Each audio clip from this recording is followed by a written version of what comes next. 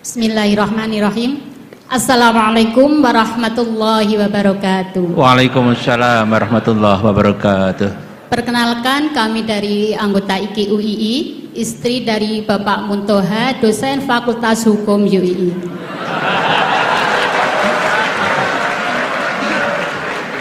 Maaf, tadi diminta oleh mbaknya untuk memperkenalkan diri. Ya, monggo Bu Muntoha ya.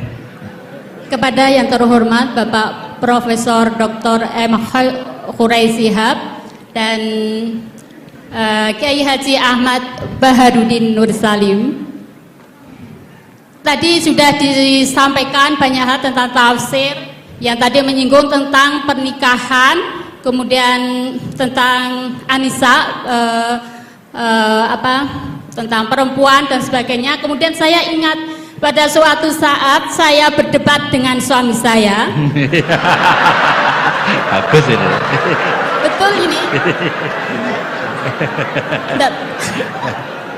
Saya pernah berdebat dengan suami saya mengenai ayat yang berbunyi, yaitu surat An-Nisa ayat 43 maaf, yang berbunyi, saya penggal ayatnya. A'udzubillahi minasyaitonirrajim. Bismillahirrahmanirrahim.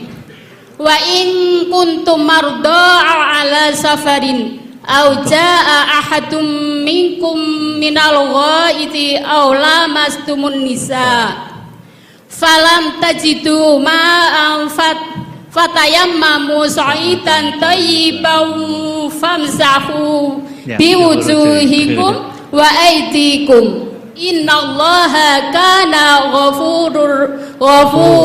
afuwan ghafura. Yang jadi pertanyaan adalah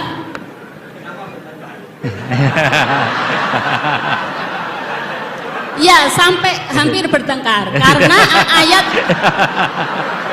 tentang ayat yang berbunyi aula mastumun nisa. Oke, aula mastumun nisa. Di sini kami teringat dulu waktu masih kuliah di IAIN, pelajaran usul fikih, yang mana dosen saya almarhum beliau sudah Pak Nur Madawam, beliau menerangkan tentang arti dari aula mastumun nisa, di mana beliau sebenarnya tidak bisa memberikan jawaban yang pasti. Hanya beliau menyampaikan perbedaan pendapat dari kata aula mastumun nisa, yaitu ada dua mazhab. Yang satunya berpendapat bahwa aula mastumun nisa itu artinya adalah menyentuh, dan mazhab yang satunya saya lupa mazhab apa, itu maknanya adalah berhubungan suami istri. Nah, pada suatu saat saya berdebat dengan suami, yang mana untuk memastikan sebenarnya makna dari aula mastumun nisa itu apa. Kemudian suami saya bersikuku bahwa aula mastumun nisa, makna dari menyentuh itu adalah menyentuh kulit. Nah, kemudian saya bersikuku bahwa makna dari aula mastumun nisa itu adalah berhubungan. Nah, setelah hari berikutnya suami saya goda.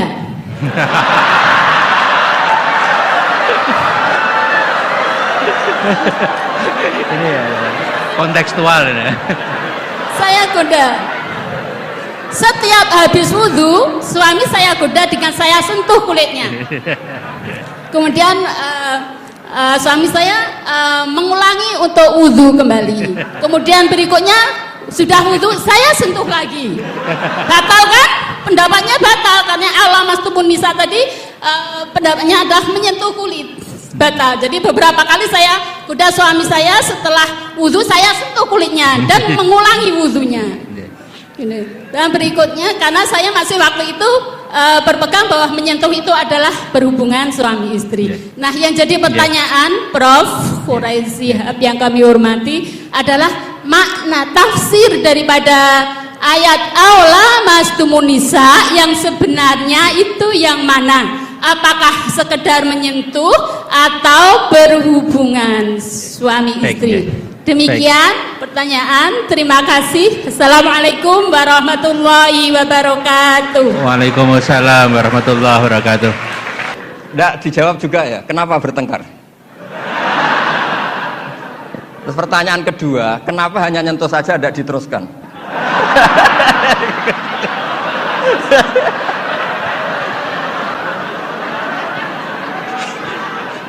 Nah, dikasih mic juga.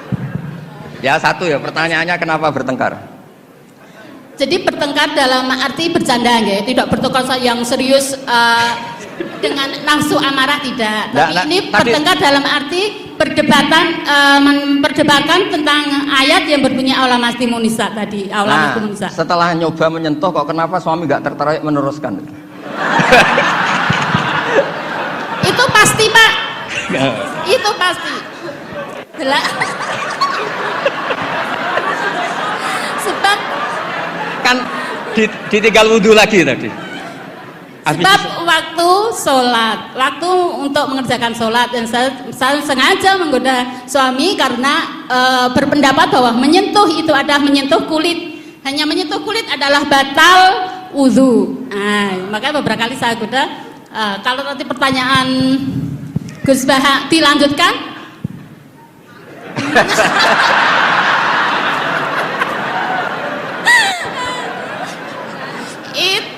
Menunggu waktu. Enggak begini ya. Ini tadi saya minta Pak Warsono ikut berdiri ini yang punya badan wakaf yang ketua. Begini. Yang jelas jangan memicu kata Pak Rektor dulu MZU dan Newcastle United sama apa? Manchester United. Karena ini sudah jadi madhab identitas. Kalau yang seperti itu NU, seperti ini Muhammadiyah, kayak kunut lah.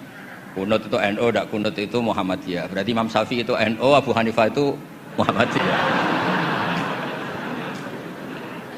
Begini, kita kan nekuni itu ya, nekuni sekali. Saya bilang nekuni sekali bukan niat sombong enggak, supaya Anda tahu Rektor milih saya jadi ahli tafsir itu tidak salah. Memang benar-benar saya tekuni. Profesor Zaini maksudnya bukan. Dekat. Oh ya. Ya, tadi karena saya sebenarnya sudah uzlah tadi yang Pak Kores nggak pernah setuju. Begini ya. Dalam kitab Ahkamul Quran yang ditulis Imam Baihaqi meriwayatkan makalah-makalah Imam Syafi'i, beliau jelas ngendikan, lamisa dari mulamasah. Mulamasah itu nyentuh. Naha Rasulullah an bai'il mulamasah. Ini saya cerita Imam Syafi'i dulu, enggak cerita suami Anda, enggak cerita Pak Muntaha Anda. Naha Rasulullah an bai'il mulamasah. Nabi itu menyegah, melarang jual beli yang hanya unsur disentuh, kemudian itu pengganti kata luzum. Kalau sudah disentuh berarti oke. Sehingga beliau yakin seyakin-yakinnya kalau mulamasah terusan al-jassu bil yad, memang menyentuh. Nah, satu-satunya riwayat yang populer itu adalah Ibnu Abbas. Ibnu Abbas mengartikan awalamas tumun nisa itu au jamak tumun nisa, memang sampai hubungan suami istri. Berarti Anda Ibnu Abbas, suami Anda Imam Syafi'i. Nah, Kiai Jawa itu paling pinter ngerekayasa hukum. Kiai NU itu kalau keseharian, kalau tersentuh istrinya memang wudhu. Kalau banget diteruskan, cantik banget diteruskan. Saya ulang lagi ya, Kiai NU kalau disentuh istrinya wudhu. Kalau cantik banget diteruskan. Nggak nyindir, ini cerita aja. Gitu. Pengalaman Gus Bah. Ya, alhamdulillah berarti cantik banget. Nah, tapi kan madhab Syafi'i itu ada problem, yaitu beliau meyakini dan hampir semua ulama meyakini kalau tawaf itu harus suci. Dan kalau berdesaan di Ka'bah, zahmah itu kan pasti kesentuh perempuan. Nah, di bab ini KBIH memberi saran, sudahlah di bab ini intikal madhab, kamu kesentuh perempuan atau sebaliknya tidak batal. Tapi di kehidupan sehari-hari memang perasaannya orang-orang Syafi'i, sebenarnya itu orang Syafi'i bukan orang NU, tapi sudah diambil alih NU. Sampai ketahuan Pak Kures itu kalau di kampung-kampung, enggak Sayyidina NU, enggak Sayyidina ya Muhammadiyah. Kalau kunut, padahal kita yang nekuni madhab tidak ada seperti itu. Ini Syafi'i, ini Maliki ini. Nah, tapi jangan juga nanti terus beralih. Ini madhabnya Pak Muntaha, ini madhabnya istrinya. Wah, malah ada pendiri madhab baru nanti dalam Islam. Ya, jadi konflik Anda, berdebat Anda bagus lah. Jadi kesannya UI itu di rumah pun ilmiah. Gitu. Jangan sampai debat begini. Itu gaji kamu di UI hanya sekian, tuntut Pak Warsono, jangan gitu. Itu kan tidak ilmiah. Alhamdulillah lah, itu bagus. Teruskan saja debatnya. Ya jelas ya, memang begitu riwayatnya begitu. Ya Anda nanti terserah. Kalau dalam ilmu tasawuf, madzhab itu gampang. Kamu yakin tidak ketemu Allah dengan pendapat itu? Madzhabun al-Qawahabi. Kalau dalam ulama, hadza madhabi al-Qawahabi. Ini pendapat saya yang sampai ketemu Allah itu saya siap. Makanya saya ini bukan sok-sokan ini mengatur di depan Pak Quraisy, saya tidak mungkin bohong. Saya itu jadi kiai besar itu susah dan sungkan. Karena terus dihormati, disubyo-subyo. Jangan-jangan ini bagian duniawi. Sehingga saya kalau di rumah, tanya istri saya, keluarga saya. Kalau di rumah itu saya sering jenguk kiai-kiai Madi, kiai-kiai kampung. Ini sebagai kafaro saya, jangan-jangan saya kenal rektor UI itu bangga, kenal ketua badan wakaf bangga. Sehingga ini urusannya hanya bangga-bangganan, keren-kerenan. Sampai segitu tradisi di keluarga saya ini. Karena ya memang itu tradisi. Dulu itu namanya Imam Syafi'i itu top terkenal. Tapi punya mitra debat, itu namanya Saiban Ar-Ra'i. Itu pengembala kambing miskin. Suatu saat Imam Syafi'i jenguk ke Saiban Ar-Ra'i ini. Tanya, menurut kamu zakat itu wajib pada siapa? Kata Saiban Ar-Ra'i, menurut kamu apa menurut saya? Ya menurut kamu, saya tanya kamu ya menurut kamu. Ala kulli ghaniyin wa faqirin. Zakat itu wajib bagi orang kaya dan orang fakir. Loh kenapa? Masa orang fakir sudah miskin wajib zakat? Memangnya orang fakir hartanya bersih semua? Enggak kan? Saya memberi contoh itu nyuwun sewu, tambahannya menyinggung. Di kampung saya itu kan kalau ada acara misalnya haul atau pengajian atau apa. Gak mungkin kan di UI tak contohkan acara apa gitu yang pakaiannya serono kan, gak mungkin misalnya acara-acara apa. Itu orang yang hanya beli rafia, ngerti itu sama rafia? Apa bahasa Indonesia rafia itu? Sudah pokoknya rafia. Itu lapangan tuh gak jelas milik siapa. Yang pertama masang rafia itu yang paling berhak menerima apa? Parkir. Dan akhirnya ya dapat uang. Coba itu atas nama fikih itu sah apa enggak? Itu kalau atas nama orang fikir, yang fikir enggak dia tok. Kalau atas nama tamaluk, apa dia memiliki itu, milik orang banyak.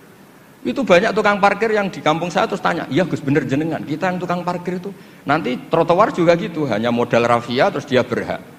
Artinya apa? Rezeki orang miskin juga banyak yang masalah kalau nggak dizakati itu. Terus Imam Syafi'i tertawa-tawa. Ya tertawa-tawa artinya terjadi madzhab bersama.